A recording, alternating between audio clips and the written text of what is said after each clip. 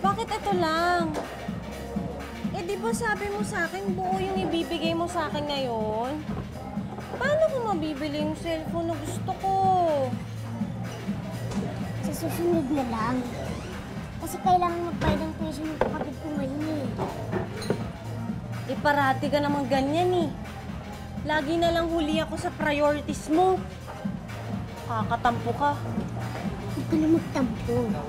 Promise ko sa'yo, iipunin ko lahat ng tip ko ngayong linggo na to para mabili mo yung cellphone gusto mo.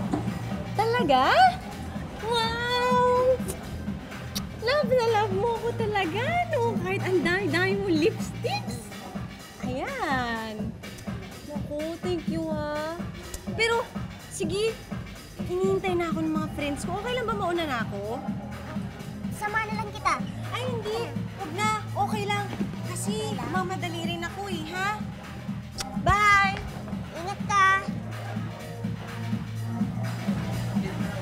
Tol, klase talaga yung girlfriend mo. Ang bilis sumarangkada. Okay, nakuha ng gusto niya eh. Ito naman si Edward, parang bago ng bago sa shota niya. Hindi kasi seryosohin nun.